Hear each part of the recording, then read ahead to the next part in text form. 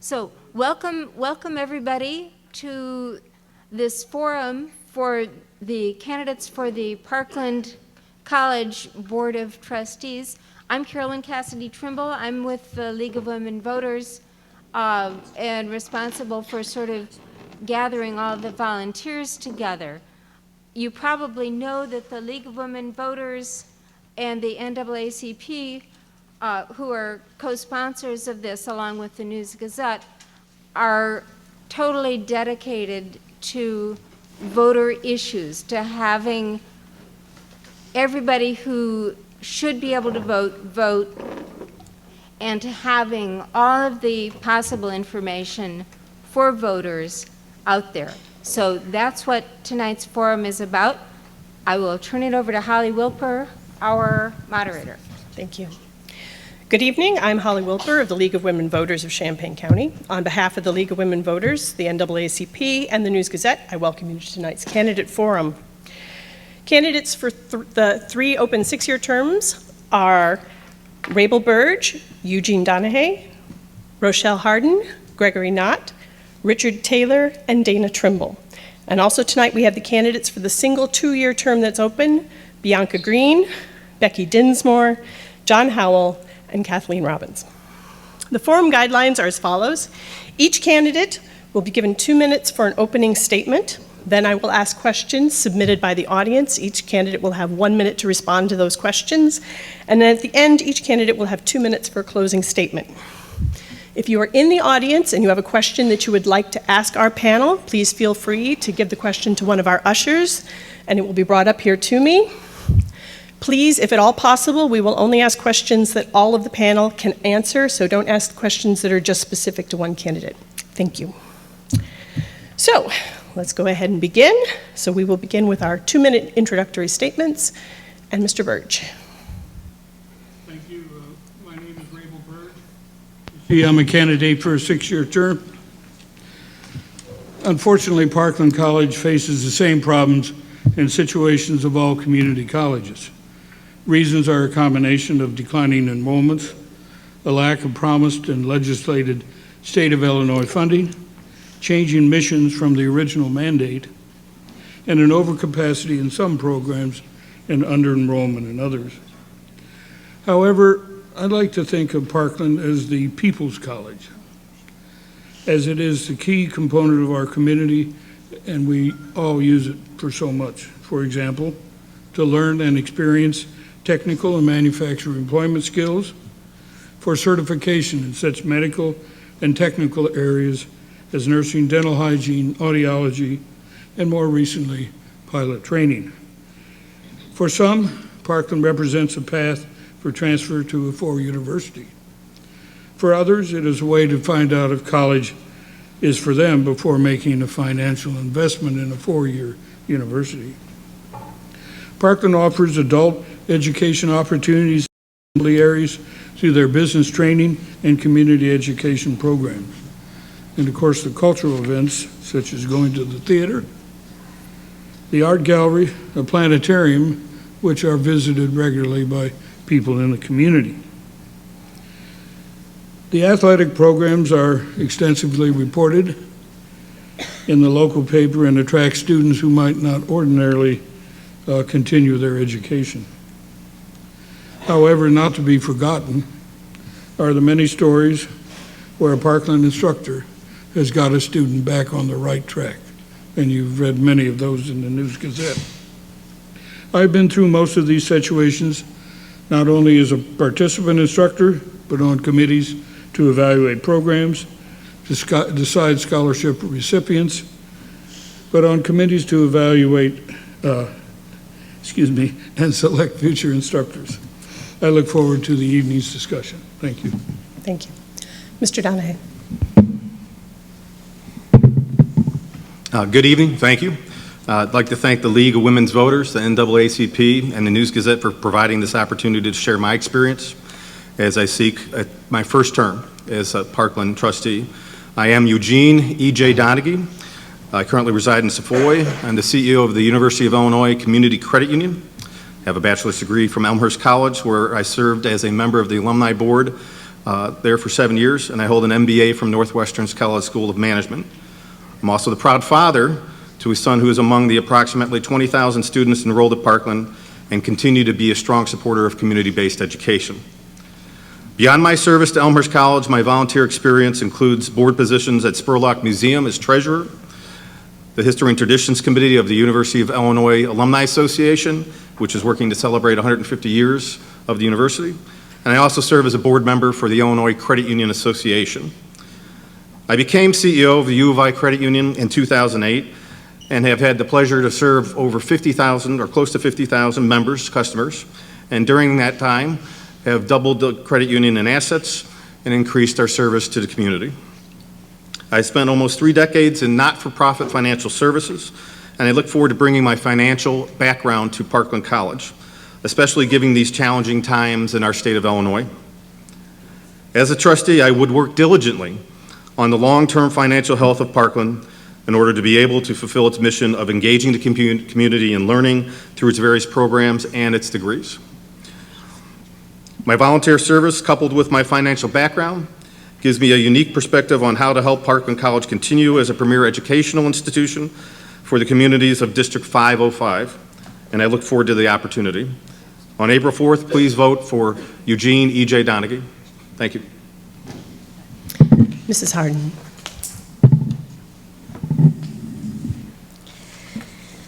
Hey everybody, how y'all doing today? My name is Rochelle Harden. I am running for Parkland Board of Trustees because I teach here full-time, and I saw firsthand what the budget cuts from the state is doing to our faculty, doing to our college. And I want to do absolutely everything I can in order to ensure that we get a state budget, that we get a budget that we can work with. I've taught here for 13 years full-time. I teach English 098 and 099. I teach our neediest students, our poorest students here. I think that our legislators and our poorest students live in 2 different worlds, and they really truly do not understand that even though raising tuition a couple of dollars may seem like not that big of a deal, it is to our students. I am committed to this college, I'm committed to my students, I'm committed to my faculty, and I plan to do whatever I can to give us a budget that we can work with. Thank you. Mr. Knott. I'm Greg Nada. I live out in St. Joe. I work at the University of Illinois as Assistant Dean of the University of Illinois Library. I have served on the Parkland Board since 2011 and currently the Vice Chair. Previous to that, I was a Champaign County Board member from 2000 to 2011. I think more importantly, though, I'm a Parkland alumni, and we mentioned the instructors. 2 guys I think back, Paul Curtis and Don Nelson, really brought me through that ag program, and without their fundamental support, I know I wouldn't have went on to undergrad and graduate school. So I've seen firsthand the impact that Parkland College has on lives every day. It's unfortunate the state is where it is. That's a generation almost of poor decisions, but what that's done is put the Parkland Board in a situation where we can't delay. We have to pass budgets unlike they do in Springfield, and we've had to make the tough decisions. We've got more tough ones to make. I think my experience on the board is still needed in the years to come. It's been a real honor to serve, and I ask for your vote again on April 4th. Mr. Taylor.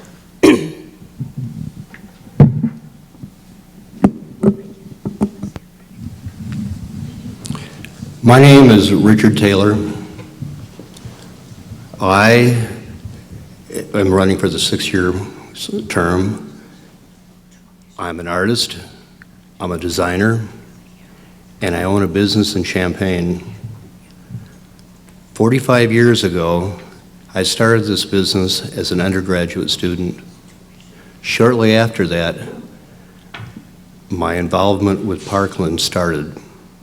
I needed tools to run a business. Parkland was there for me. I took small business classes. I took early computer classes. I took Excel, QuickBooks, Photoshop, AutoCAD, and welding, photography. It's essential for what I needed in my business. Also, for about 10 years, I was part-time faculty at Parkland teaching design and stained glass. Since then, my business and Parkland have partnered, and we've been able to teach various art glass classes through my studio, Glass FX. What I can bring to this board is the perspective of a designer. We have extensive business experience on the board, we have educational, we have leadership. What I can bring is the attitude of a designer. A designer looks at the parameters of a problem and goes outside the box and comes up with a solution that may not be part of the business model. We need some of those solutions. We need it, and especially in increasing our enrollment. Enrollment means revenue, and that's something I can offer to this board. I hope I receive your vote. Thank you. Mr. Trimble. Thank you. Good evening and welcome to the jewel of the Midwest, sitting here at Parkland College. I want to thank our sponsors this evening for doing this, and I especially want to thank you, whether you're sitting here in the audience or whether you're watching on PCTV, for taking the time to become informed about this election. I think it's very important that people express an interest in Parkland College because we are so vital to District 505 and every family in that district. I also want to thank the candidates. This is a large turnout for this election, and I think it's important that we hear a lot of diverse ideas about what's going on at Parkland and things that we can do. I serve at Parkland out of a sense of appreciation for what Parkland has done for me. I took courses that helped me in my various careers, also courses that helped me transition from one career to another. My children benefited from the College for Kids program, and I'm hard-pressed to find a family in District 505 that hasn't benefited greatly from something at Parkland College. So I say thank you to Parkland College for that, and that's why I'm asking for your vote on the 4th. What I bring are years of experience. I have years of experience on a local school board, years of experience on this board where I currently serve as the chair. I was born and raised on a farm, received degrees from the University of Illinois in Ag Econ and Animal Science, and throughout my various careers, which have been farming, seed corn production, hazardous waste recycling, banking, and I retired from Cargill last fall where I was first a grain buyer and then a consultant to area farmers. I've always been connected with the ag community through all of that. So I want to thank you again for turning out, and I hope I can get your vote on April 4th. Thank you. Mrs. Densmore. Thank you. Thanks. Good evening. I would echo the sentiments that my fellow candidates have offered as far as thank you to the Champaign County League of Women's Voters, to the NAACP, and to the News Gazette. It takes some effort to coordinate this event, and we appreciate the opportunity to brighten our viewpoints.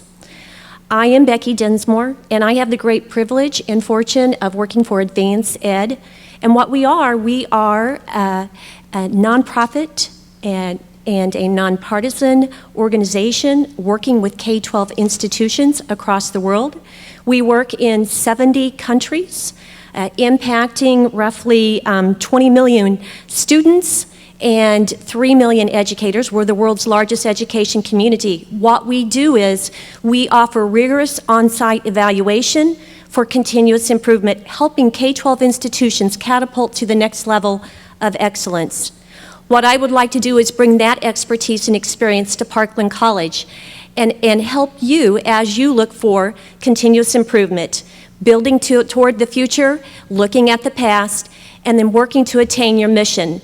The mission of Parkland College to foster and engage the community in learning, this is something that I align with well. It is my passion, it is my commitment, and it is my work. I would hope that you would vote for me on April 4th because I would like to work for you and help Parkland achieve the next level of excellence. Thank you. Mrs. Green. Thank you. My name is Bianca Green, and I am a current trustee at Parkland. I have been on the board for 2 years. I'm from Champaign, although grew up in St. Joseph originally. My husband, Jim, and my daughters, Stella and Maris, are here tonight, and I'm thrilled for them to be here as I try to teach my girls a lot through modeling and example, and they've been learning a lot about the process and higher education as I've been serving in this capacity. I was already helping Parkland College before 2015, serving on the Gala Committee, helping the foundation raise money for much-needed scholarships for the students here at Parkland. When the opening was announced that Tom Bennett was stepping down, because he had other responsibilities that were taking a lot of time, and I had one of those moments where it really kind of just hit me at that point, where I was thinking, I'm not really sure what I would have done or where I would be right now had it not been for Parkland College. Growing up in St. Joseph, I had a great education in the public schools, but my family had significant financial constraints, which meant if I was going to get in higher education, I was going to have to make it happen. I needed a college that provided flexible schedule, affordable tuition rates, so that I could make it happen through working full-time while I was going through school. I was able to do that at Parkland. And when I look back, every single thing that I've done, be it professionally and personally, it all started here. I currently serve as general counsel for the State University's retirement system, and I believe that my legal experience, as well as my mediation training, the various experiences that I have had in my legal path, really give me a unique skill set that puts me in a great position to be an effective leader for Parkland College. I think we're going to talk a lot about our disappointment in Springfield tonight, but I don't want us to lose sight of the fact that Parkland is a great place. We have exceptional faculty and staff. We are serving talented and diverse students, and I hope to continue to do my part. Sorry. Mr. Howell. Wow. It was an abrupt stop. That was very good. Thank you also to the League of Women Voters and all those who put on this event. We certainly appreciate it and hope that it's a benefit to the community. My name is Barry Howell, and I'm not native to the Champaign-Urbana area. I'm originally from the Quad Cities, but after completing my dental degree in 1988, we moved here to join a general dentistry practice, and I've been a small business owner ever since. I've always been a firm believer that if you live in a community, you need to give back to the community. Public service and volunteerism is a personal priority, and I became involved locally here within the first couple of years of my practice. I've served in many professional positions, most notably as president of the Illinois State Dental Society, representing over 10,000 dentists and hygienists here within the state, and at the American Dental Association as chair of the Council on Governmental Affairs in Washington, D.C. Here locally, I was on the Urbana Plan Commission for 9 years and the Champaign County Mental Health Board for 6 years. Throughout it all, it's been a wonderful experience, but nothing really hit me until our son decided to go here to Parkland, and he received his associate's degree. This was such a positive experience for him. It made him prepared to go on and do honors work at the University of Minnesota.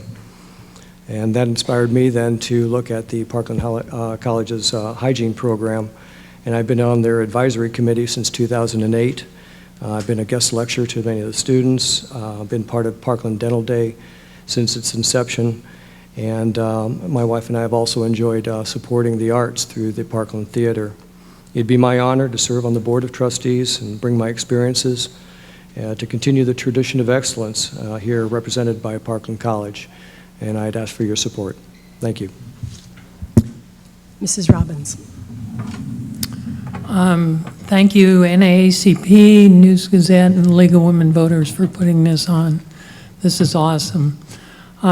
Quality education is critical to our nation, our state, and our community, and Parkland College is a key piece of that quality education in Central Illinois, across Central Illinois. I want to echo what Bianca and Becky said about that. I think the teachers, the faculty, and the staff is doing an outstanding job. And the question that I see for the board is, how can the board support the staff, the faculty, and the administration, and the students in continuing that quality education? And I'm a firm believer in education. I started out with a bachelor's degree in engineering from the United States Air Force Academy. I then flew for 7 years as an instructor navigator. And if anybody has a cell phone with them, you know that you've obsoleted navigators now. A GPS has taken the place. So what did I do? I went back and got retraining, got an MBA, and a doctorate in ministry. I bring 40 years of business experience, the last 20 years here in Central Illinois, 7 years or 8 years with Cellular One of East Central Illinois as the CEO, taking it from a break-even business to highly successful. 7 years living in Botswana and Haiti, international experience. And finally, the last 6 years with nonprofit with McKinley Foundation on campus, where they had some financial problems they didn't know about, and in 6 years was able to turn that around. My name is Kathleen Robbins, and I ask for your consideration and vote for the 2-year position on the Parkland Board of Trustees. Thank you. Thank you to the candidates. For our first question, we're going to start with Mr. Donahue. If budget reductions are required to bring expenditures and resources into balance, what criteria would you suggest for determining where cuts should be made? Appreciate the question. I think in my experience, looking at a financial, I'm sure they can hear me. I have been in the financial services industry now for 30 years. As a board member, you want to take an opportunity to understand what led up to the opportunities to expand revenue and where you can look at expense cuts. At this point, I need to know more and understand more about what the executive team, the faculty, administration, the students are expecting relative to program continuation, where their strengths are as a junior college and helping their students, faculty expand, and just get a better idea of the landscape for how we'll be able to look at what are the appropriate cuts, if any, and what are the appropriate revenue enhancements, if any. Thank you. Mrs. Harden. I can tell you, there are no more cuts that can be made. We are cut to the bone. The staff are, unfortunately, trying their very best to support our students. The faculty, we are losing 8 talented faculty. The services that we have for the students now are really important for them. We just lost another great person in the Office of Disability Services. People are leaving and going elsewhere for other opportunities. So the focus needs not to be on budget cuts, but it needs to be on bringing more students in, bringing in more revenue, bringing in businesses and communities in order to help Parkland grow, because this is essentially a turning point for us. Mr. Knott. So the last 2-3 years, excuse me, what we have done is look at open positions. Rochelle alluded to the tough decisions we made last fall with the faculty, toughest vote I've ever taken. But, you know, in the future, I don't know that for a while it's going to get more stable. The state environment is still very rocky. I think, but we need to look at areas of growth. We need to look at new programs where we can bring in additional students. I think aviation, frankly, is an area of potential for growth. I think we'll continue to hold the line on expenses. We'll continue to hold open positions. There's over 60 positions that we've not filled at the present time. I think it's going to be good, prudent fiscal management. I don't think anybody's going to have a crystal ball as to what the exact answer is. With both the decline of state revenues and the decline of students, it's hit us hard. We've hit our fund balance. We've not been afraid to spend that fund balance to try to bridge the gap. But I don't think we're at the end. There's more tough decisions yet to come. Mr. Taylor.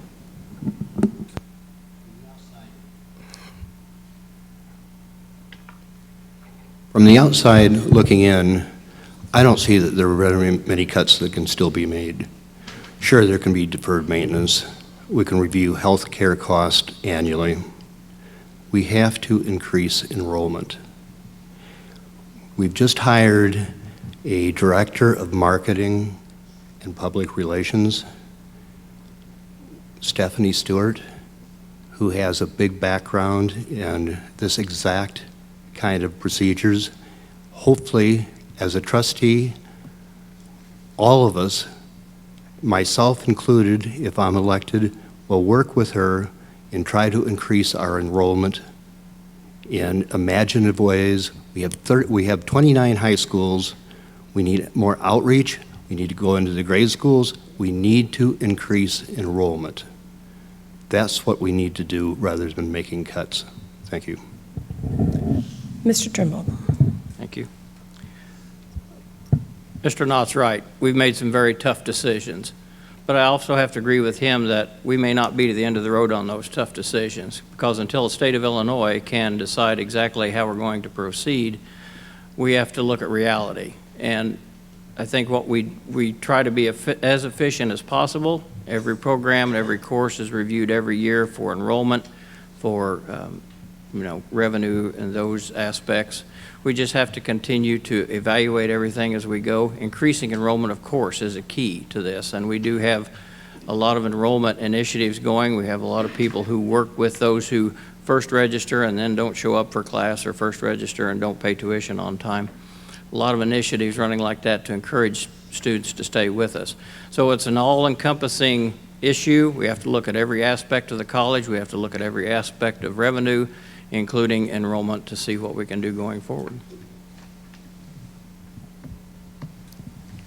Thank you. I agree with Mr. Trimble. I don't think that the end of the road is there just quite yet, unfortunately. I think that it's important, actually crucial, to look at cost in the terms of categories of direct support student services or indirect supportive student services. So we need to look at that and ensure that the teaching and learning environments are stabilized. The mission of Parkland College to engage the community in learning is crucial. Everything needs to be aligned to that mission, and when you look at those costs and what needs to be cut, and think about those in terms of what are the impacts to the students? Is it direct or is it indirect? I think that's a beginning stage to have a conversation to identify data to support some of those particular frameworks and structures. Thank you. First of all, I would like to say that when you're arguing before the appellate court and your red light comes on to stop, you stop immediately. So I apologize for that moment of just immediately stopping on you. But at any rate, if future cuts are needed and we're having to explore those, I would expect that the Board of Trustees is going to continue to assess potential cuts the same way we already have. How can we streamline expenditures while preserving as many programs and services as possible for our students? How can we affect them the least?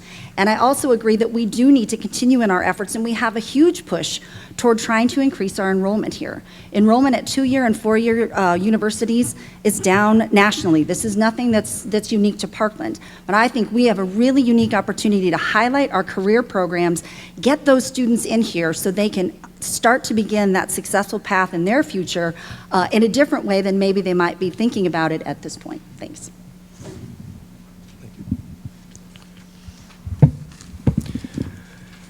It's unfortunate that university or the college has such terrible financial situations brought on by something totally not within their control. But be that as it may, you still have to deal with it. And unfortunately, the budget has to be looked at very critically every single time the board gets together. There are things in there that may not like to be cut, things that we don't want to cut, but that have to be cut to preserve the other things that we want to keep going forward. But enrollment is really the key to all of this. We need to get out into the farther reaches of the community. There's the District 505, and engage those students, and even look beyond our borders to students who may want to come in even from outside of the district. That Parkland College has things that we can offer to them. These are the folks that we need to reach out to increase our enrollment, and in so doing, we'll increase our revenues. Thank you. People, programs, property. We've got to preserve and protect the people, the students, the faculty, the staff, the administration. They're the key, they're the lifeblood of the institution going forward. Every program should be looked at, but it should be looked at inclusively to look at the overall impact and not just the dollars and cents that are on the financial statements coming out each month. Increasing revenue is always the more preferred thing, and that comes back to enrollment, engaging in the different communities across the high schools, across the District 505. It goes, you have to do both. You have to look at revenue and you have to look at expenses. But people, programs, property. Thank you. And Mr. Burge. No. There we go. Thank you. I think my colleagues have done a very good job of summarizing the situation. We can either raise tuition, we can ask for an increase in property tax, and we can ask the state of Illinois to provide their, when we started out, we got 33% of our budget from the state. Now I'm told it's down to 3%. So I think we're going to have to forget that route. I'm not keen on raising tuition because this year community colleges were established with the idea of providing low-income people with a path to a better life. I think the big thing is retention. What are the barriers to students dropping out, and what can we do to retain them? Because that's where more revenue would come. There was an interesting article in the Detroit paper about this very issue, about the problems that students have in community colleges. Thank you. We've moved on to the next question, and this one will start with Mrs. Harden. Some have advocated that Illinois community colleges be authorized to grant four-year baccalaureate degrees. Do you favor this option for Parkland? Why or why not? That's an interesting thought process. I remember many years back when College of DuPage was considering it, considering College of DuPage and the revenues that they have. It's wealthy district. I can understand that. I would love the opportunity, although we do have EIU classes here on campus where people can extend their degrees. But that would be interesting. The only thing is we're in a cutting stage. And so obviously whatever we add has to help the community and help our students. And we're right across the street from a really, really top-notch four-year university. We're not trying to be U of I, we're Parkland College. We do a great job with what we do. And U of I does a great job with what they do. So I love the idea of giving more opportunities and more choices to students. Mr. Knapp. Thank you. One area in particular that we've looked at is the nursing program. The Nursing Accreditation Association is pushing that RNs have a BSN. And so if we cannot offer the BSN, we could be out of business. Now, that has a direct impact on the healthcare in this community at Carl, Covenant, our nursing home, and other places. There's been bills introduced in the Illinois General Assembly to authorize Parkland to do that. I support our ability to offer a four-year program in nursing. I would look at other areas, but I'm reluctant based on, frankly, the funding streams that are there at the present time and the startup costs of some of those programs. But nursing in particular, and the healthcare fields in particular, I think is a very logical place to start.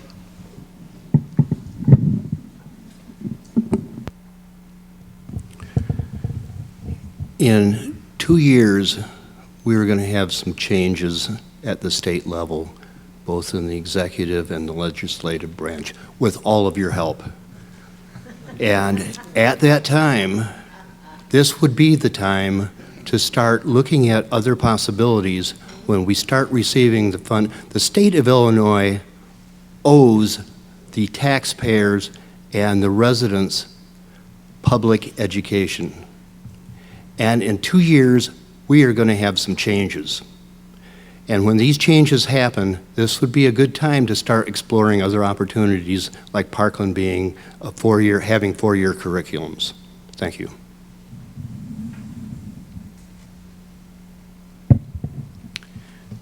I would also support us offering four-year degrees in those areas where there are shortages, such as nursing.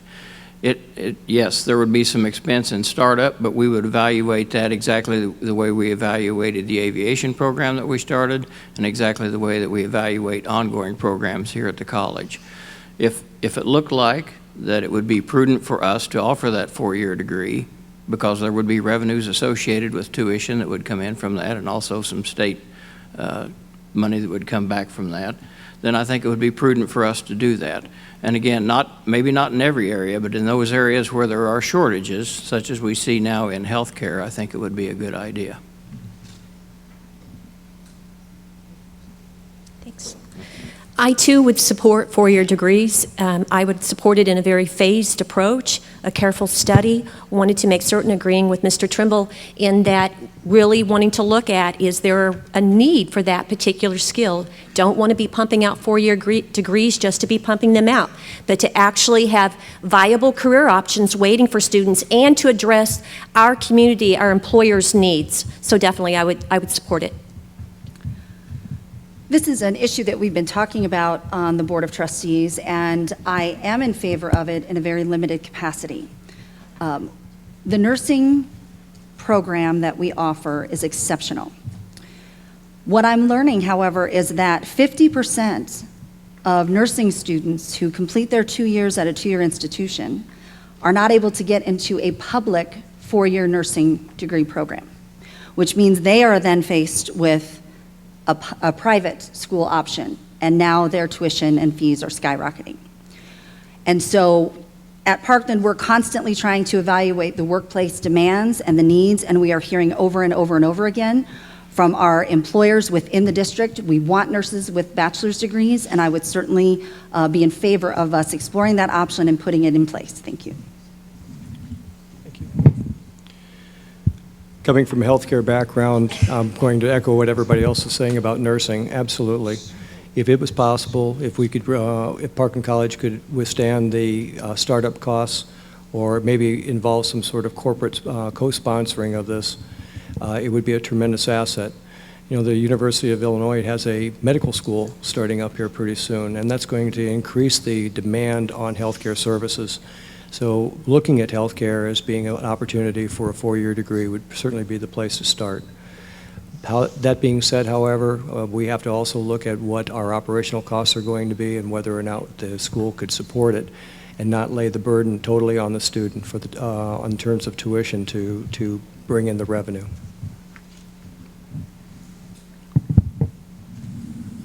With an obvious need and path such as nursing, that's a no-brainer as far as I'm concerned to do that and figure out where the startup costs are going to, expenses, how they're going to be covered. But there's many of the four-year institutions are struggling right now. Eastern certainly has seen a huge decrease in enrollment in their four-year programs. And so I would be very, very cautious going forward with something like that, unless it could be a well-defined issue and a well-defined need, such as an RN program for nursing. Mr. Burge. Thank you. I think everything's been pretty well said. One thing about the nursing program, in addition to what the gentleman said about the University of Illinois in the future, what I found in my interviews was that the people that want to go to nursing school are often the ones that are working as CNAs, generally are working all day, during the day. So do we have the capacity to readjust our time schedule in terms of providing some of these opportunities? I'm also leery about four-year schools. I'd like, for becoming four-year, I'd like to take a long look at what's going on in Springfield. One of the former community colleges, which I can't remember the name, is now offering a four-year degree. Well, how's that shaking out? What's the problems been? And so anyway, thank you. I would support too that we have a saying at the credit union is we are not for profit. but we're also not for loss. So I think it's important that looking at the executive and the administrative and faculty, they've done an excellent job at Parkland of quickly identifying holes, whether that is nursing, and plugging those gaps. I had the opportunity to meet with Unit 4, Dr. Wiegand and Dr. Taylor, to talk about how they so strongly feel about how Parkland has stepped into the gap for needs of those students. But any business has to prioritize all those different investments. They have to make sure that they pick the ones that will provide the most revenue or help actually reduce costs. So any new program I would want to see as a trustee was vetted through a system, which obviously, in my experience and observation from the outside, has been done well to ensure that we're picking the right programs to put in place that will help Parkland grow its revenue and increase student participation. Thank you. Thank you. The next question, we're going to start with Mr. Knott. As a Board of Trustees member, how do you plan to advance initiatives to increase the racial diversity of Parkland's teaching facility, administration, and Board of Trustees?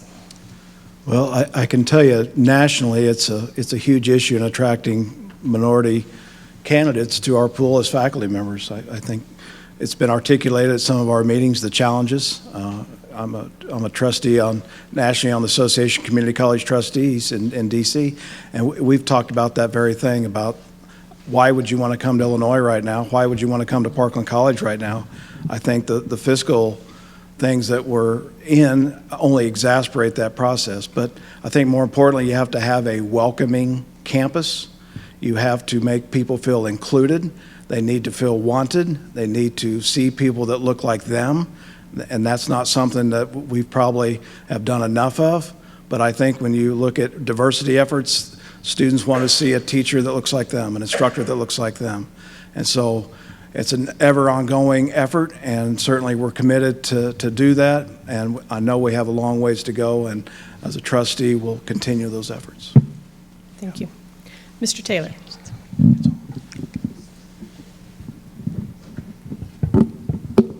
As a trustee, one of the first things I would do would talk to the NAACP, who already has programs in place, such as, I believe it's AMSHO, identifying high school students who have talent that we can recruit to come to Parkland College.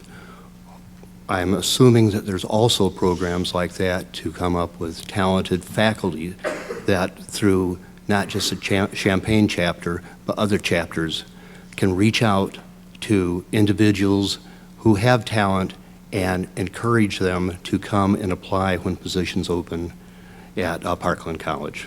Thank you. Thank you. In the years that I've been on the board, we've passed 2 different resolutions, stating as a board our desire to increase the diversity of our faculty and to encourage more applicants along those lines. We've also offered a couple, 3 programs to help with that, and unfortunately one's been suspended right now due to the budget situation. But it is important to us that we keep the faculty as diverse as is appropriate.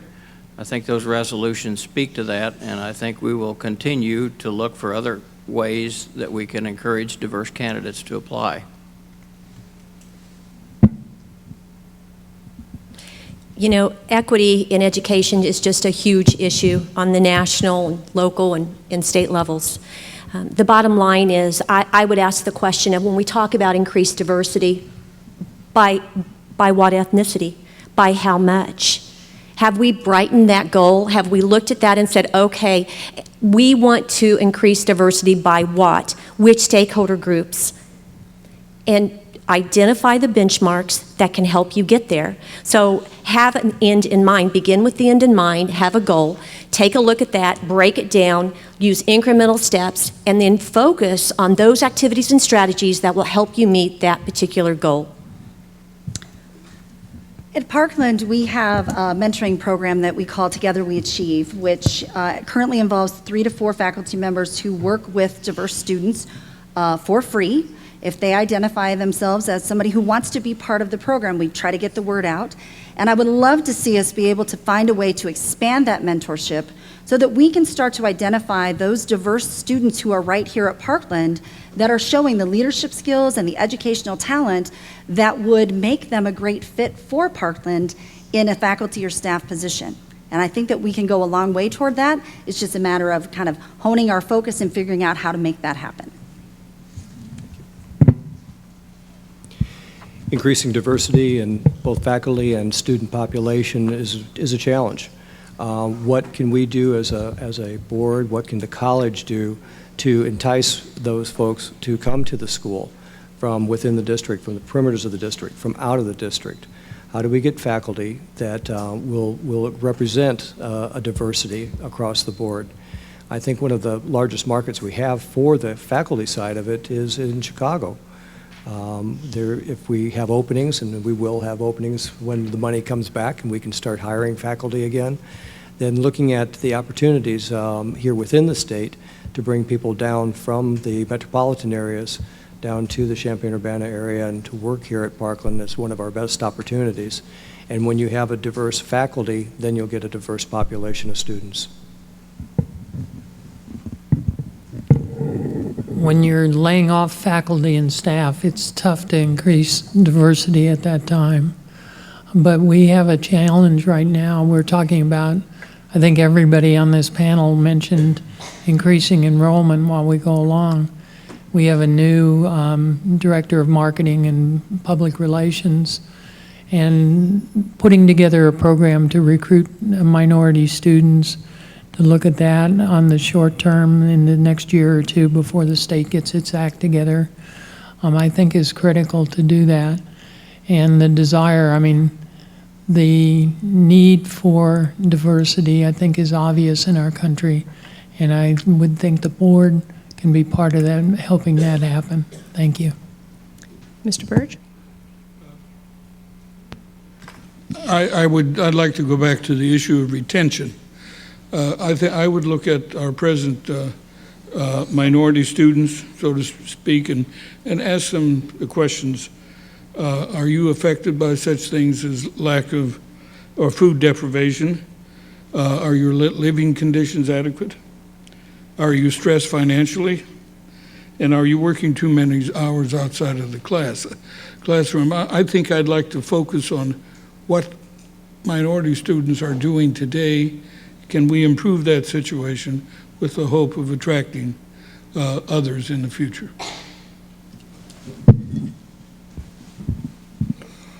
I spent quite a bit of time and have for the last 15 years mentoring college students, and one of the biggest challenges is connecting minority students, and then as they graduate, emerging employees and executives with their group. And best way to approach diversity in my experience is by networking. I think part of that has to be done by maintaining a strong network and insisting that trustees and individuals at the college use their network to identify and find individuals that want to work or want to attend the school. And then I look at the alumni base of Parkland College, meaning anyone that's benefited from this. There are probably hundreds of individuals that would be more than willing to share their network and help identify students and help identify teachers and professors. And that could be leveraged pretty heavily. Thank you.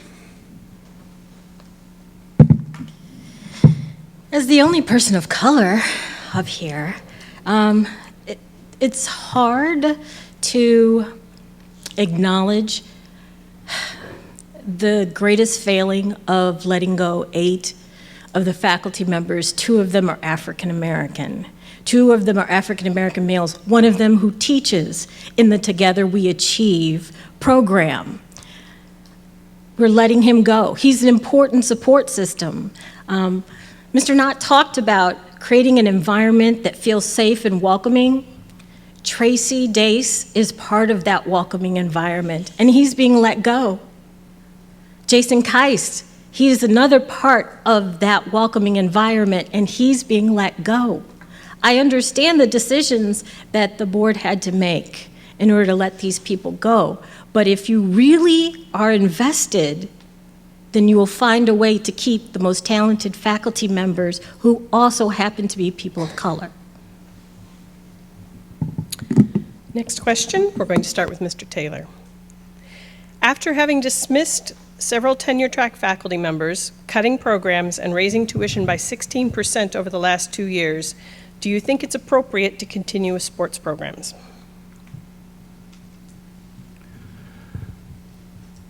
There's been a lot of back and forth on the sports program over the last year or so. The sports program, in a way, is the face of Parkland for many people. The sports program offers opportunities for Parkland students, both the athletes and the spectators. We have an opportunity with the sports program to encourage those Parkland students who are benefiting, especially from the sports program, to inject back into the system through social media, through Parkland Facebook, make posts so that others throughout the 29 high schools can relate to the face of Parkland and, in a sense, help increase the enrollment.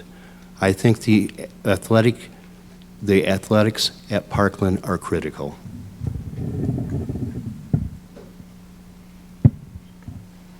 I'm not in favor of a wholesale cut of athletics. We will continue to review that athletics just the way we do every other program here. But I think athletics is important to a well-rounded curriculum here at Parkland College. We attract a lot of athletes here. Something we don't often talk about is that when an athlete comes, maybe one or two of their friends comes with them. If we cut the athletics program, perhaps they will all go someplace else. So in an environment of a declining enrollment, I think that could be an unintended consequence of cutting any program such as that. Our athletes are not only successful on the field of competition, but our athletes are also extremely successful in the classroom. They have academic standings that is far superior to many other institutions, and we're told year after year how successful they are in the classroom. So yes, we will continue to review athletics just like any other program, but I am not in favor of wholesale cutting the program. I am not in favor of cutting athletics. I look at the athletics as part of the curriculum to be delivered. I also look at athletics as a way, it's an enrollment strategy as well. We're talking about increasing enrollment. I think we all agree increasing enrollment is a very good thing. When you look at the athletics, that could be an intricate marketing strategy and reaching out. Using the athletic department and the talented athletes there to help increase and attract more people to Parkland with robust sports programs. So I am not in favor of cuts. However, I do agree that like any other program that needs to take a look at, again, categorized by direct student services or indirect impacts to students, but take a look at it certainly. But again, I do not favor cutting athletics. In my opinion, nope, I don't know. It's going. You know, the level of commitment from a community college to its athletic program is going to necessarily vary from institution to institution. If a college is lucky enough to have a robust and successful athletic program that brings national recognition to its school and produces students who excel both on and off the field, so to speak, then the intangibles of those programs should warrant a continued financial commitment. Parkland just happens to be one of those fortunate schools that has one of those exceptional programs. Several of them, quite frankly, I'm talking as a whole. The entire Parkland community benefits from the dedication of our student athletes and coaches. These athletes excel in the classroom, and 40 to 50% of them are tuition-paying students, some of them, many of them, out-of-district tuition-paying students, which means more revenue. These athletic programs open doors to scholarships at four-year universities, pave the way to various careers in professional athletics. They teach teamwork, leadership, and perseverance that serve our students well as they begin those chosen careers. And so I am in favor of keeping our athletic program. Thank you. The athletic program here at Parkland is excellent. They've founded many national championships across several different sports. And the student athletes are some of the finest students on campus. They know it's important not only to maintain their GPA level, but also to participate in the sport. They have to have a lot of time and practice. And so they manage it, and they're just learning skills that many other students just aren't availing themselves of. The community at large benefits from this as well, the Champaign-Urbana community, to have a national championship team here at Parkland. It's an outstanding program, and I would have to look at it from a standpoint of a Board of Trustee member that every department can find money that maybe they can sacrifice, but I wouldn't sacrifice the program.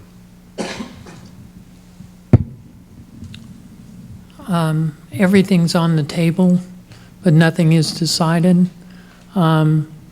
Title IX is a big part of, made a big difference in women's lives since the 1970s when it started, and the opportunity to play athletics at the college level is a great opportunity for women as well as men.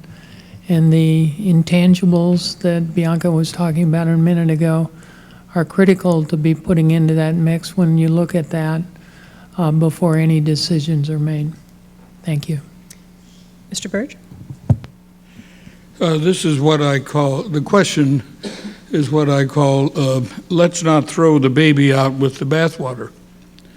When I was teaching, for a short time, I was teaching at a regional university in the state of Washington. And the president proposed that we get rid of the football program. Can you imagine that? Well, immediately when the program was terminated, she got her way, the contributions from alumni dropped dramatically. So let's keep Parkland athletics. Pride in these programs makes for loyal and contributing alumni, and of course brings the community to campus is what we want. And of course, as you've all pointed out, athletic programs build self-esteem for participants during those formative late adolescent years. Thank you. And I can speak to that directly. My daughter, who's 26, got a scholarship to John Wood Community College. Changed her life that a coach recruited her, came on campus, watched her play. She took a new view of herself as it related to I can succeed in college. I think that the regimen and routine that a lot of students come from is very important. That's an important way to keep them engaged and from hurting themselves. And whether that routine is going to practice in games or attending games or rallies is something that helps keep those students focused. And also have to agree that the characteristics or character traits that you learn and enforce in athletics and really any type of registered student organization or group or committee that's on campus that students form themselves, it's the same type of muscle they're building, is an ability to talk and deal with others, which is what we want to see in the workplace. I've had many wonderful student athletes, and the greatest thing about the athletic program is actually not the sports. It's the fact that the coaches are mentors. They are a support system for the students. They do a great job of making sure the student's on track. They never miss class. My student athletes never miss class, and if they do, they're the first ones to email me and tell me, I'm sorry, I forgot about this, I forgot about that. They are excellent, excellent students, but it's because the coaches are their mentors. The coaches are there to push them and guide them. They have study classes together. They get together and socialize outside. They do everything together to support each other, and truthfully, that's what we should be doing more of across the campus. An athletic scholarship gave my wife a ticket to college. She was a 3-time All-American, Hall of Fame, and so I've seen firsthand what a scholarship will do for an individual. When you look at our athletes out here, they have a 3.0 out of 4.0 cumulative GPA. One of the things we haven't talked about tonight is student completion. We talked about access and getting them in, but equally important is the completion. And Rod Lovett has done a tremendous job mentoring these athletes. We have the most successful sports program in Champaign-Urbana, including our rivals across town. So they'll certainly will look at their budget. I absolutely support what we do in athletics, the number of All-Americans, the Hall of Famers we've had here, the pro athletes we've had here, the pro umpires we've had here. All of those have been impacted by Parkland College. So an athletic scholarship to me is just as important as an agricultural scholarship, an English scholarship, music, or the arts. They all provide an opportunity for a student to have access to education, and that's why we're here. Next question, we're going to start with Mr. Trimble. How will you address the problem of tuition increases cutting off opportunity for low-income and economically marginalized students? Difficult question. Indeed, until the state of Illinois gets on track and is able to contribute to our budget in some substantial way, I really don't see any way out of having some sort of annual tuition increase. But let me tell you that the board and the administration are painfully aware of the impact that it has on those students. Our financial aid people do a great job. Our counselors do a great job of working with those students, helping them find every dollar they can. But for the time being, I'm afraid tuition increases may be the reality. We'll keep them as small as we possibly can, and we'll help every student that we possibly can along the way. But we have to keep the Parkland College afloat. We have to maintain our quality and the services that we offer. Well, certainly this is a challenge. I think it may be an opportunity as well, the opportunity to reach out to that K-12 education, start with the students that we know, they know who are free and reduced in their buildings, start having the conversations with their guidance counselors, start working with those students, letting them know and helping them find different scholarship opportunities. So start sooner rather than later. Start working with your guidance counselors in your high schools because, tuition raises, that's just a reality of the economic world we're living in right now. Many of you might be aware that we did, on the Board of Trustees, vote to approve a modest tuition increase just this past month. In line with most of the tuition increases that we've had over the years. We've had a few bumps where we've had higher and a few bumps where we've been a little bit lower, but this increase was kind of right in line with where we've been. Every student is going to hit their breaking point in terms of what they can manage. And we have a really strong staff at our foundation. They're working hard to tap into the resources of the district at large, identifying alums who can provide additional money that can be put forth towards scholarships, and then making our students aware that those scholarships are available. I think that is our biggest focal point on where we can start to help alleviate some of the pressures that are being felt by some of our students who need that assistance the most.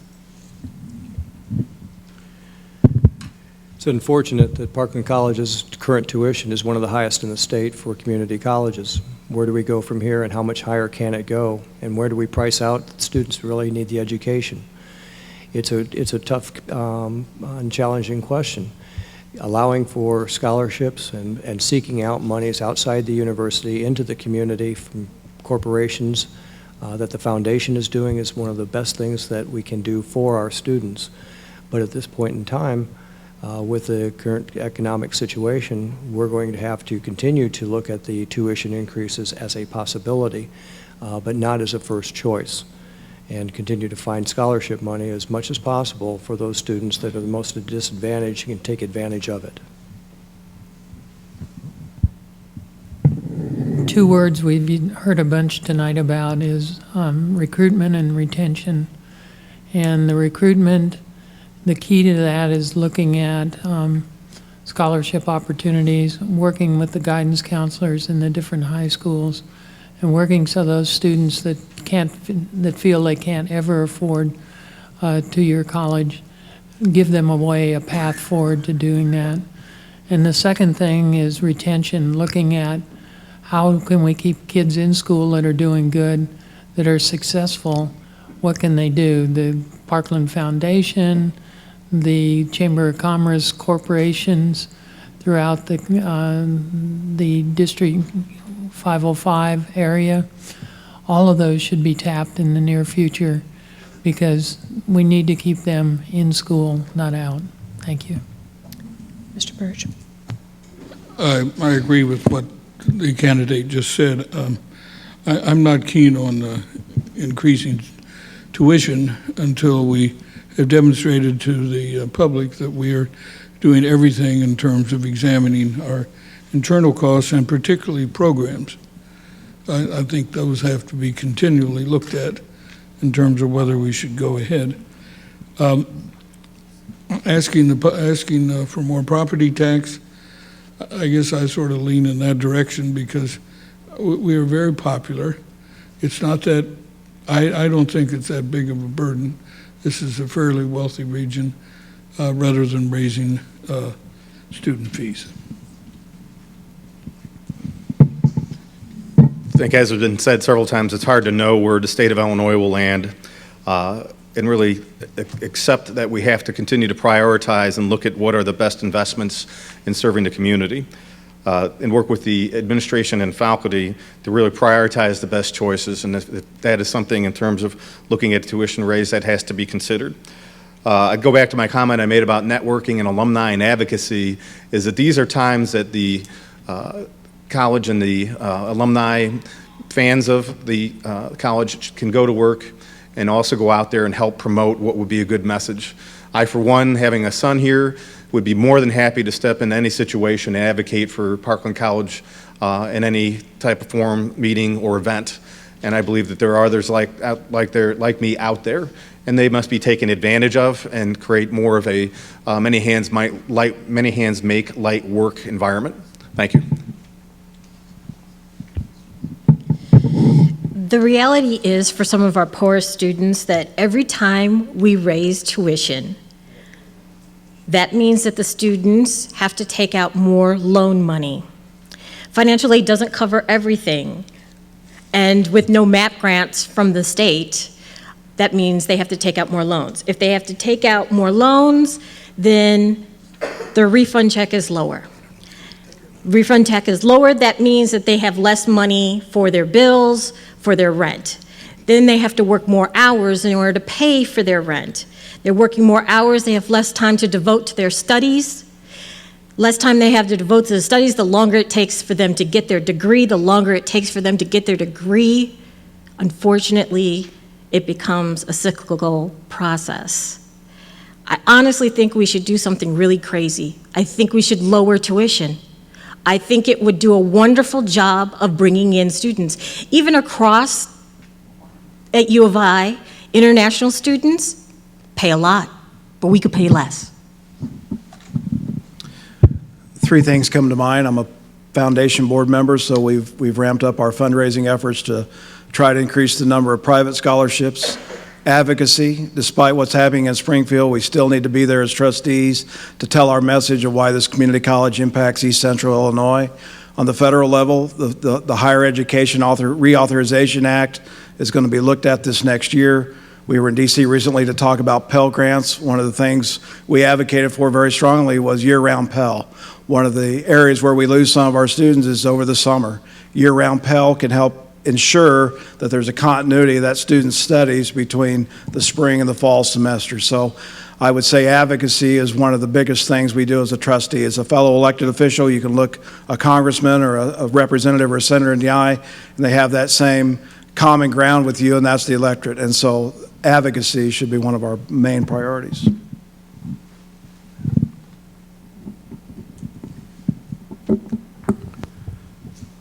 Raising tuition has to be avoided. Property taxes, Unit 4 School District, the largest school district in the Parkland District, just had a large property tax increase on their last referendum. This is not a good time to be raising property taxes. We're talking about students of needs. We've talked about identifying those students of needs in the junior high, high school. We need to work through foundations. We need to go to the private sector. We have a wonderful hospitality program here. We need to go to people, businesses that are affected by the hospitality program, and look for needs-based scholarships. We need to look at the agriculture department. We need to offer needs-based scholarship, not just academic. The next question, we're going to start with Mrs. Densmore. As a candidate, what steps have you taken to learn about the major issues facing Parkland? Furthermore, what do you think that the Board of Trustees should do to better educate the public about the situation at Parkland? So I did my research, I have a research base when I go to look at any types of issues. I started searching what were the current issues in the community, and beyond that, what are the current issues in the community college industry overall.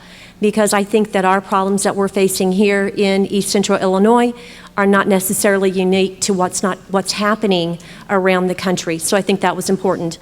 I also think that it's really important to talk to those that are in the day-to-day trenches.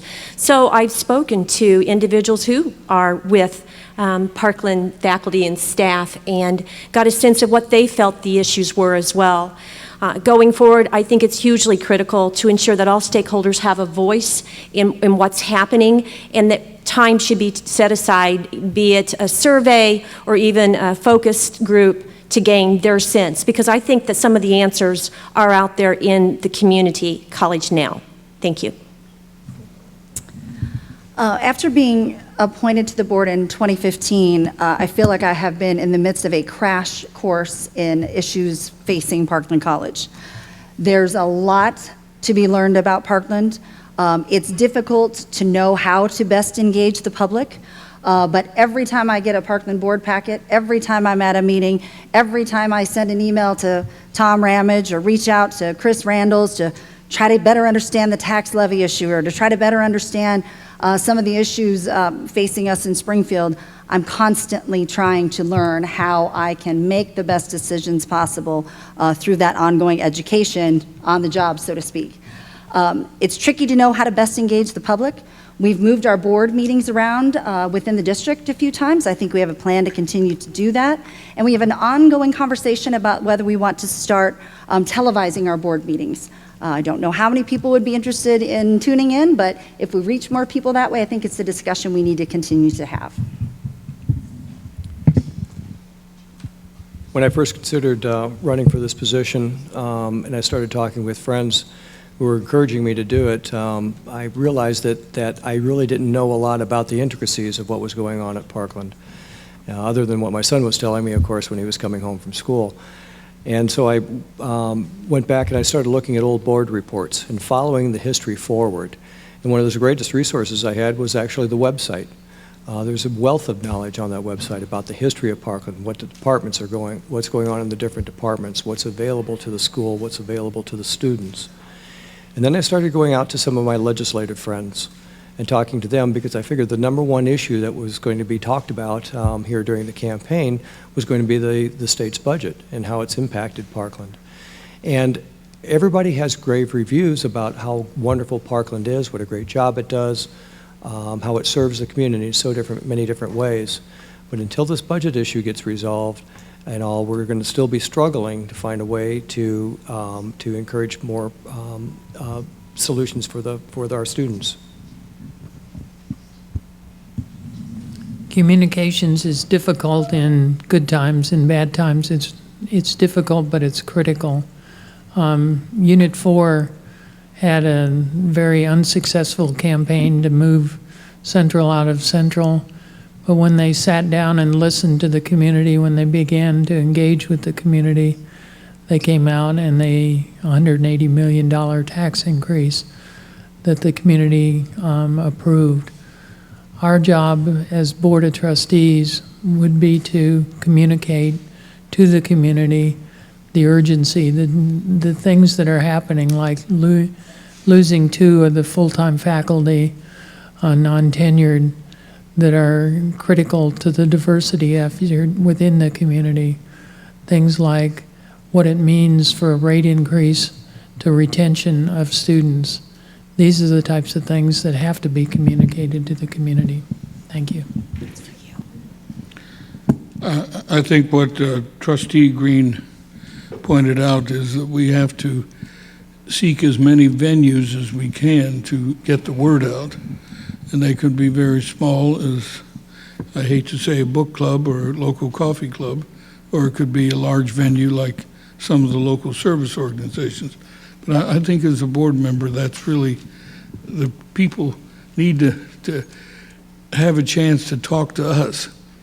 I don't want to talk about town meetings so much, but given the current political climate, but I find that when I when I go to these groups, I can begin talking about Parkland, and then they begin to talk about their experiences. And then from that position, then we can find out or let them know what we're doing and what our future tends to be.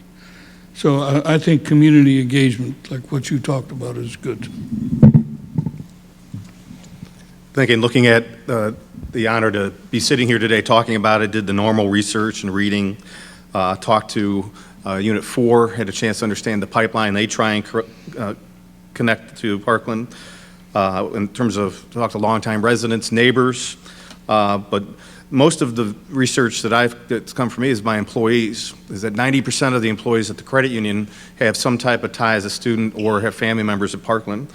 And sitting down and hearing the pride that they have in what they learned here and what they are providing to our credit union, the growth they've experienced is remarkable. And this is Parkland is a true gem in that point of view, in that they've given opportunities to individuals, and I see it as I walk around our branches, that are extremely happy to be a part of this community and serve it, and proud that they have a degree or have experience at Parkland. I think one of the best things that I can provide as a member of the board is direct insight of what it's like to be in the classroom, what it's like to be a member of the Parkland College family. I obviously know firsthand, because these are my friends, these are my students. In fact, I just saw one of my students going outside. I need to catch her afterwards and make sure she's doing her paper. But the insight that I provide for the board, I think, will be invaluable, just as invaluable as a student trustee is. It's not all that uncommon to have a faculty on the board of trustees. I think it would actually help the board of trustees to better understand the challenges that our students are facing and that our faculty are facing. I definitely think we could do a much better job of better educating the community and asking the community to go to our legislators on our behalf and fight for a state budget, because we need a state budget.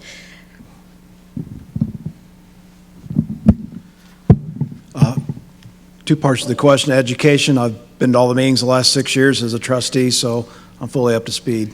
What we have done, though, as Bianca mentioned, we've moved our meetings around the district.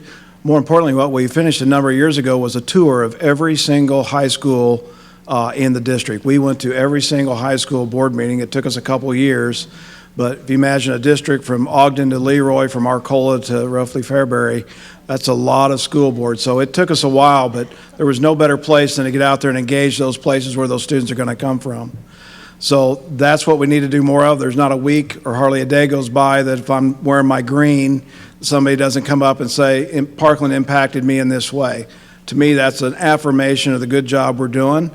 Times are tough right now, they understand, but what they encourage me to do is keep going, keep Parkland strong, make sure it's there. And I think that's our number one goal as trustees, is to keep that accessibility.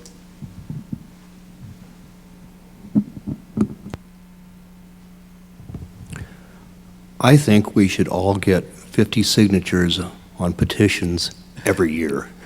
I cannot believe what a learning experience it is, getting signatures from people to be on the ballot. I got feedback from most of the people. They talked about items I had no idea were concerns. They were passionate, and each one was different. What I would like to, I'm kidding about getting signatures every year, but what I would like to do if I'm a trustee, and I think others would do the same, is open up a Facebook, a social media page, where some of these people know that they can contact us without having to talk to us in person. Just contact us and we can respond back. What happened, bring it to a board meeting, we'll discuss it, and then we'll give feedback. And that would be one way for interaction that is already an acceptable way of doing it.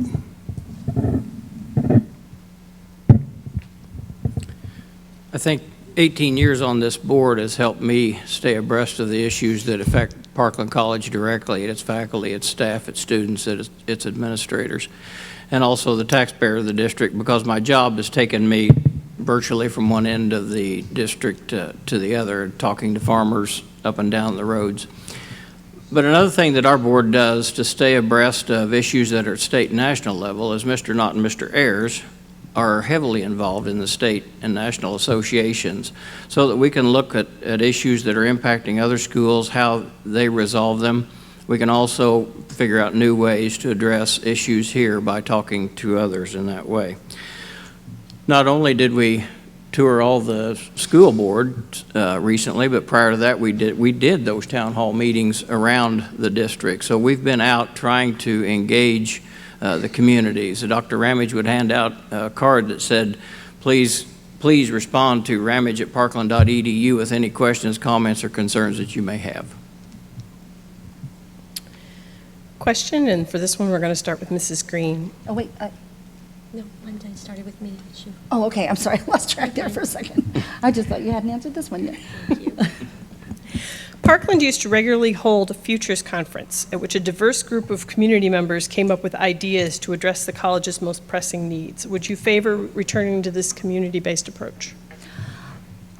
I can't imagine a scenario where Parkland would not embrace the idea of learning from other members of the community. And when I say community, I think what's been interesting to me is as I'm getting the word out about the path that I've taken in terms of appointment and now running to retain my seat, there are so many people out there that think that Parkland's district is Champaign County. They have no idea really the reach of our district and how large it is. And I would absolutely favor reaching out to community leaders, to individuals within the community who can help identify and outline ideas, thoughts, observations that they have in their areas that will make our district stronger. Thank you. I'm surprised we're not doing that already, to be honest. It seems silly because this community has so much to offer within the District 505.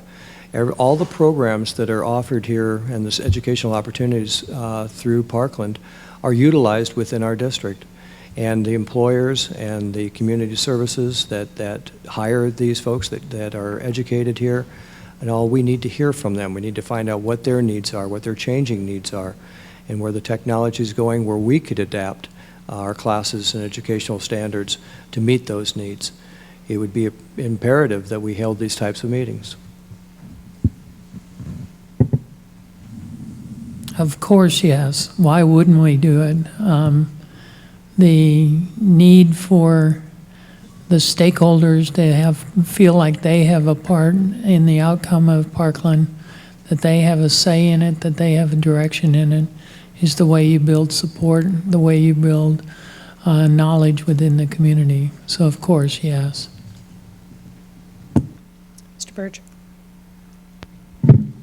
Well, I think that's a great idea, a great public involvement idea, and something certainly that the Board of Trustees would want to take the leadership in bringing together a group of people and in some sort of forum where they would have to have the opportunity to talk in small groups and then sort of bring them together as we talk about the issues that face the college.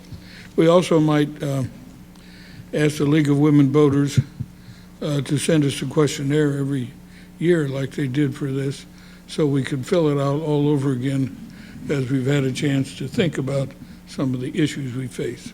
Thank you. If there were only an electronic medium where people could share their opinion by the minute.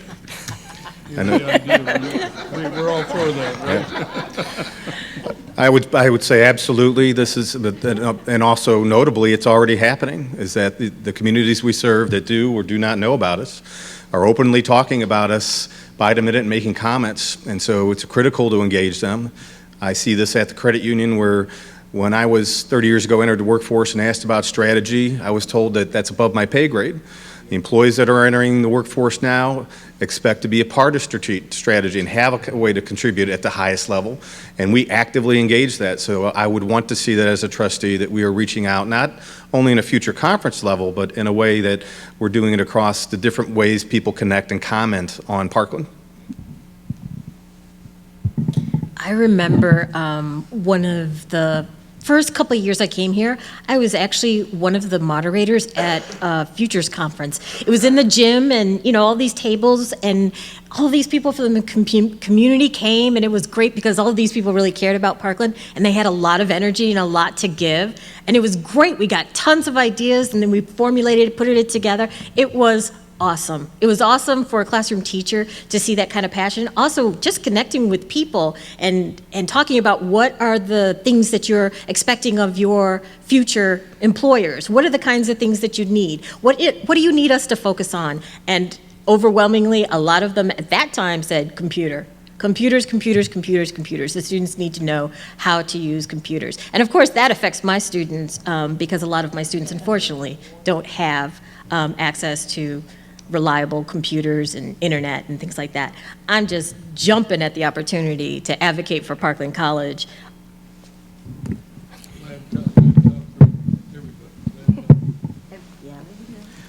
Absolutely, I'm a favorite. One of the things the foundation did the last couple of years was host meetings of those community leaders in Rantoul. Here, I was at the one here in this room. I've been at the Futures Conference in the past.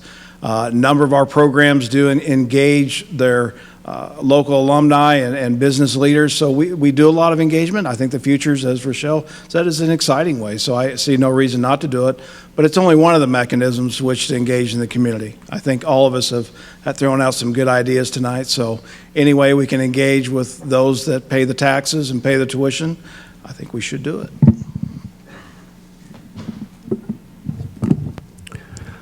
Let's look at one example of something that's very much in the community.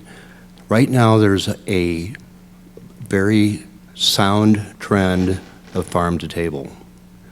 We have a hospitality curriculum at Parkland. We have an agriculture curriculum. What do the farm to table businesses need? What's missing? Where can we fill in the pieces? There's a lot more than just agriculture. There's a lot more than just hospitality. There's delivery. There's understanding specialty crops. There's small farms. How can we tweak our programs by what the needs are of the local community, which is very local, farm to table, even though it's all over the country right now, it is very local, and we can take that information. It'll help our enrollment, and it will help the needs of our community.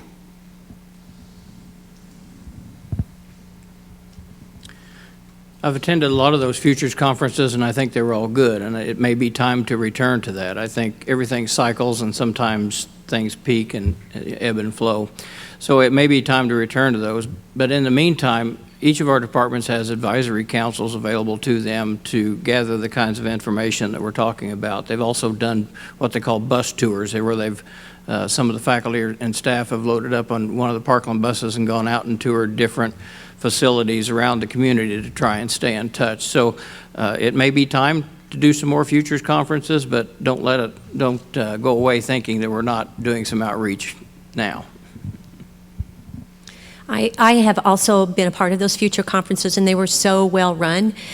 You were able to gather a large amount of data in a short amount of time, very focused questions, great moderators and facilitators. It was an awesome event. I think that it might be an opportunity to re-engage the community once again and revisit that. And I would definitely think that that's an opportunity for Parkland to engage the broader community. Thank you. At this point, we need to move to our closing statements. We've run out of time for questions, but before we do that, I would like to thank everyone who submitted a question. I still have several excellent questions here that I didn't get a chance to get to. We couldn't do this without you. So we are going to go to our 2-minute closing statements, and we will begin with Mr. Howell. Thank you. It's the stated mission of Parkland College to engage the community in learning. Now, that's quite an ambitious statement, to provide a diverse educational environment and then to reach out and draw in students from all the corners of the college's 12-county district. But Parkland College has been doing it, and it has been doing it well for 50 years. As a member of the Board of Trustees, I feel it would be my duty, first and foremost, to represent this diverse district and to ensure a fiscally responsible budget and continuing to achieve Parkland College's goals and mission. Lack of funds by the state is compromising the college's ability to maintain this mission. But it would be unfair to use this as an excuse to increase the financial burden on either the taxpayer or the students. We need to continue to impress on our state representatives on both sides of the aisle that this impasse must be resolved. Until it is, we need to look internally for cost savings that don't diminish the quality of education. We need to engage schools and smaller communities throughout the District 505 to increase enrollment, and we need to continue to promote what Parkland has to offer. Over 100 different degrees and certificate programs, dual credit programs for high school students, and an outstanding assortment of sports, arts, organizations, and clubs. I would appreciate the opportunity to serve on the Board of Trustees for the Parkland College, and I look forward to helping the college continue to fulfill its mission. Thank you.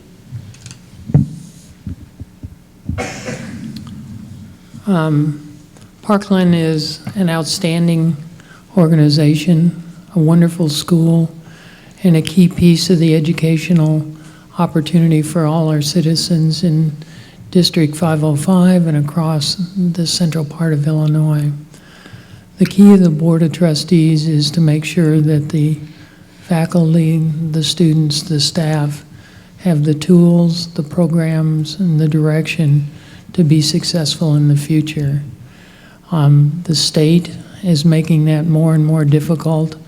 So one of the big roles of Parkland Board of Trustees is to be a messenger to the state legislators, to our governor, to ensure that they understand the impact this is having on the communities, and not only today, but the future. We're talking about the futures of our children. So I look forward to working with the other 6 people on the term if I'm elected, and thank you very much for coming tonight. Mr. Burge. So why do I want to be a Parkland College trustee?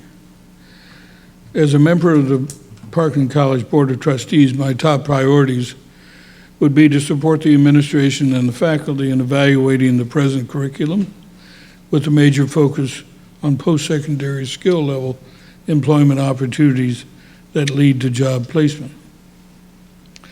I'm very positive about the future of Parkland College, and we must remember, or Army member, that Parkland is the people's college for those who live in East Central Illinois. It provides affordable, quality access to a better life, an avenue for enrolling in a four-year university, technical certification for many job opportunities in the medical professions, and training for manufacturing and technical skills. We even have a food pantry that helps many students. For the non-student community, Parkland provides specialized adult education opportunities and a venue for art, culture, a planetarium, and sports activities. I have an extensive background in college-level teaching.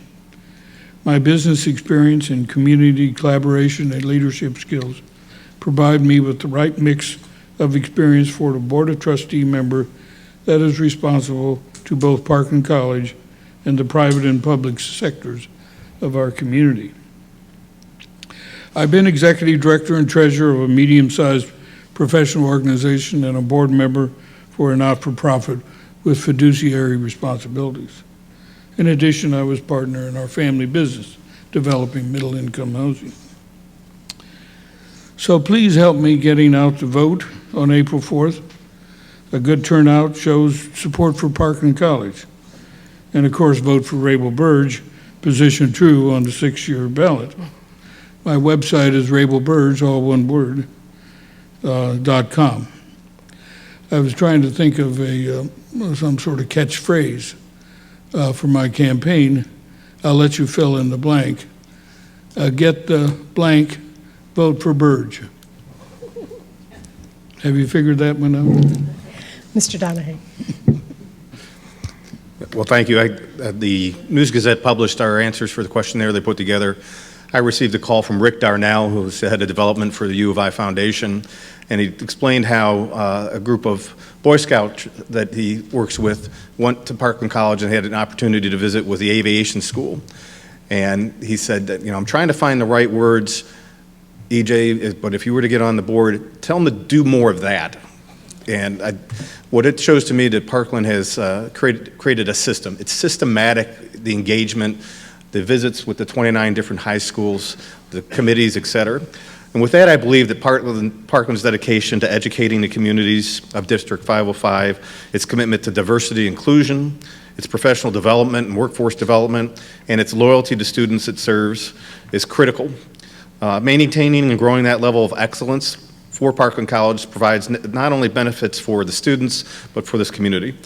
I will work with the other board members and the board to continue to connect Parkland with local businesses, labor, and other options and pathways that will help the students grow and the college grow itself. In other words, advocate, which I think is a critical function of a board member.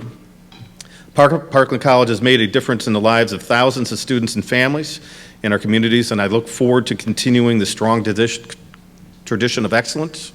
And again, I'm EJ Eugene Donaghy, and I look forward to your vote on April 4th. My name is Rochelle Harden. I just want to thank the League of Women Voters and the NAACP and Parkland College for hosting us and the News Gazette. We should do more of this. This is awesome. I love having people come out in support of Parkland College. I would love to do this every week if we possibly could. This warms my heart. It gives me a lot of hope because I take that hope back into the classroom. That same kind of hope I think I would hope to bring to the board. I have a lot of insight as a faculty member, a lot of insight into what our students face, what our poor students face, what our minority students face. As a person of color, it surprises me that Parkland College has a robust African-American community, and as far as I know, we've never had an African-American person on the board. So I think we need representation. I think we need to hear more voices. I do think diversity is important, but it's more than just saying we believe in diversity. We actually have to make action. I also want to say that it is extremely important that we get a budget. A lot of what we have to say up here, what we want to do for the future of Parkland College, I think the faculty and the staff and the administration have done as much as they possibly can in order to shield students from the effects of this budget cut. And the truth of the matter is it's going to eventually affect them. We have students who are leaving the state of Illinois. There's lots of great campaigning and students are finding other choices and other places to go. So we need to do everything we can to bring students here because we have wonderful faculty, wonderful services that we should market more, bring in more students, and do everything we can that all students are successful. My name is Rochelle Harden. Please vote for me.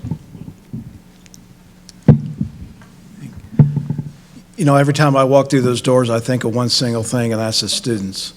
The budget, the new facilities, the faculty and staff, they all exist for one single reason, is that student. In 1984, when I got out of St. Joe Ogden High School, this was my gateway to education. And without it, I would not have went on to get those other degrees. And again, when I come back and I think, when I walk through this new student union, again, I think of the students. That's singularly my focus.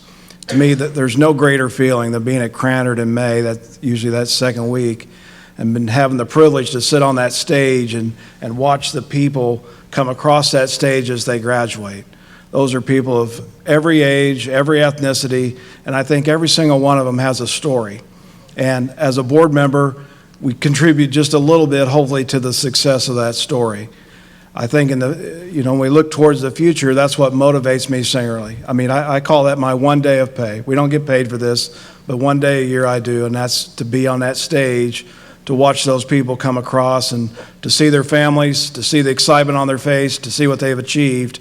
That's why we as trustees, and that's why 50 years ago the voters of East Central Illinois created Parkland College. That is my single motivator.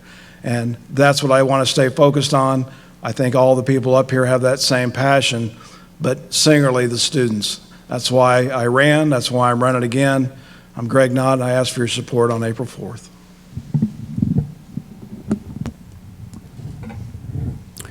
I want to thank all of you who are here, all of you who are at home. Thank you for being informed. Thank you for being involved. Please stay informed. Please stay involved. We have a lot of challenges coming up in Washington, the state of Illinois, the Department of Education. Huge concerns. How is that going to affect public education from the top all the way down to the Parkland community? I have a daughter, 11 years old, going to Southside Unit 4 Champaign. I have a wife, teaches Unit 4 middle school literacy. Her students are economically challenged with reading issues. She is trying to get them motivated and doing a good job of it so that they will be ready to go to Parkland. They're excited about it. If energy and money is diverted from federal programs away from the public school, these are the students who will be affected. We want them to be ready to come to our community, to come to Parkland College. Please stay vigilant. Thank you. Richard Taylor.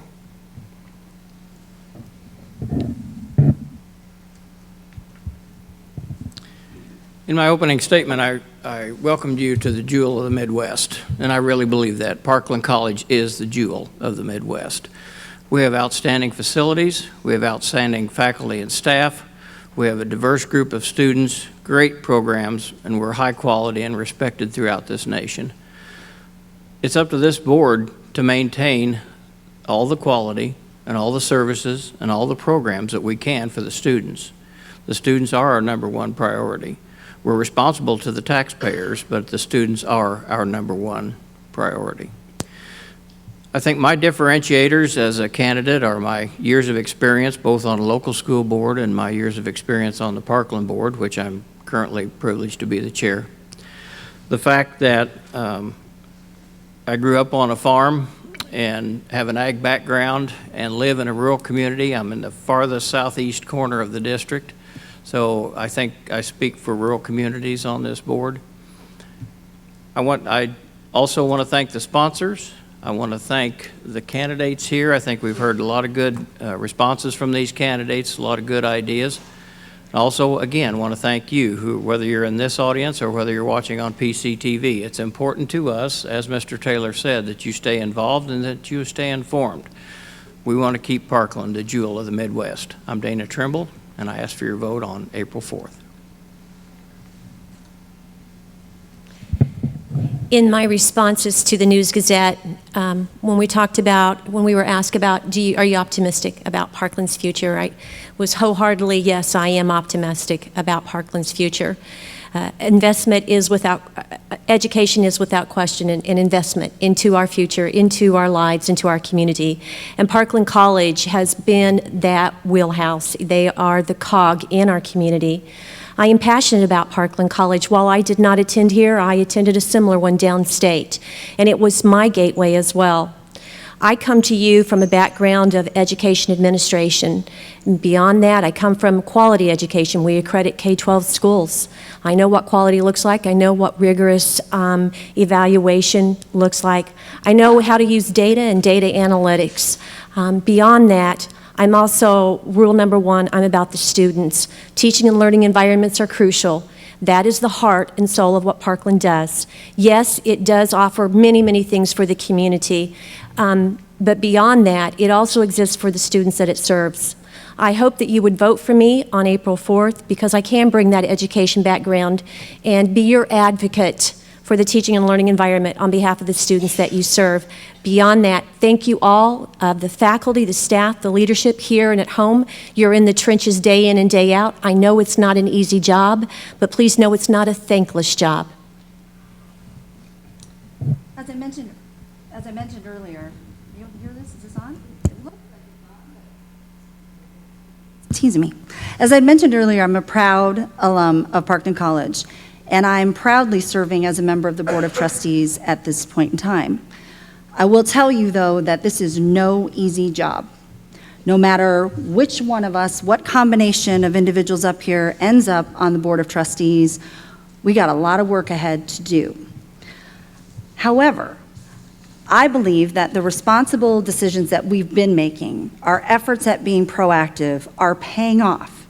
We're seeing that in our ability to preserve many, if not all, of the programs that we have at this point. We are making sure that we are continuing that tradition of excellence moving forward, and I hope to continue to be a part of that process. I think we have to be proactive in our thinking. We have to be proactive in exploring options. We have to be proactive in how we are assessing all of the issues that we're facing now and those that we can't even anticipate at this point. You know, I was here on Friday night for the Innovation Celebration, and I heard this great quote, and they said, "You can't steal second base if your foot is stuck on first." And I like to think that we're in a position of leading off. I like where we're headed, we're ready to move, and I'm really optimistic about where we're going to be going.